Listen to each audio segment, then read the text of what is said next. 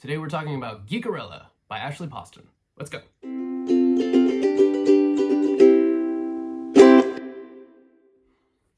Hi, my name is Luke, and today we're going to be talking about Geekerella by Ashley Poston.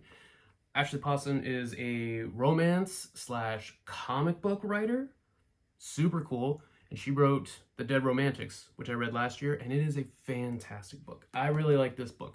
I thought that it was interesting in its premise. I enjoyed the story and the characters, but what I enjoyed the most about it was trying to figure out how she was going to nail the ending, because romances have rules. They're supposed to be a happily ever after. Otherwise, it's not a romance. So, how's she going to do that with a ghost? It's all very interesting. I was so enamored that I went out and got Geekerella, and I did not know that it was a YA romance. I don't have anything against YA specifically or YA romance, but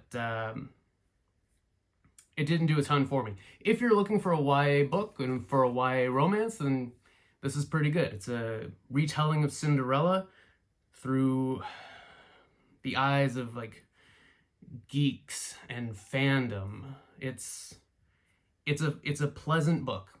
It's a fine book, but I didn't get a ton from it, and it sounds so harsh, and I don't mean it to. It's written very well. The story is good. I don't know. I'm 40 though, and the trials and tribulations of teenagers, even ones that are basically orphaned and or celebrities, it doesn't do a ton for me. But that's not to dissuade you from reading the book. You should read the book if you want a YA romance. I don't think that there's very many others that would be as good as Ashley Poston's. She's a great writer.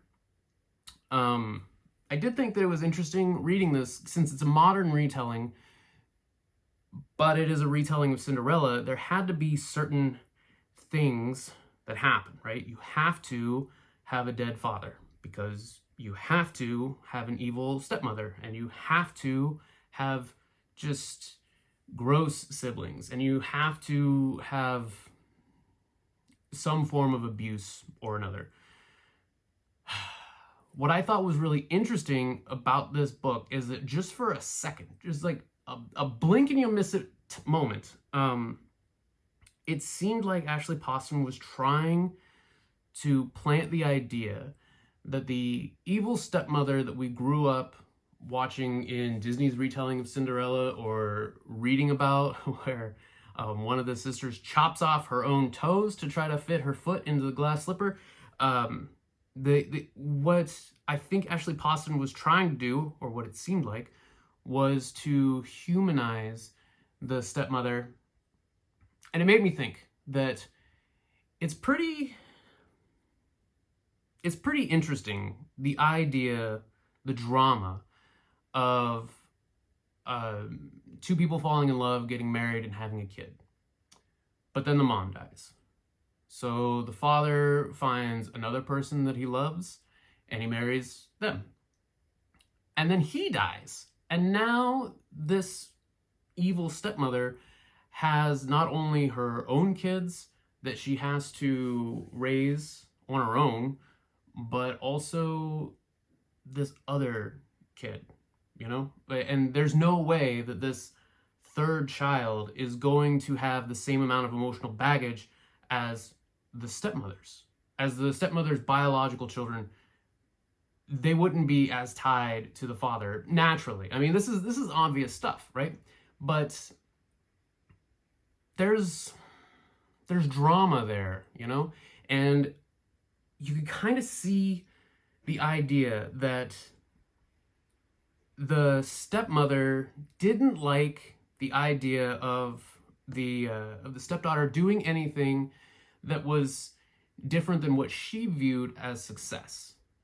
And yeah, she's a horrible stepmother, but I think that has more to do with the fact that she doesn't really know how to approach this unique situation. I think that I think that it could be very easily said that because she didn't know what to do or how to handle this, and she wasn't exactly seeking out, advice from other people, she just tried to put Elle, the protagonist in the story, on the path that she knew was success. She was trying to get Elle in the best position to live the best life that she knew of.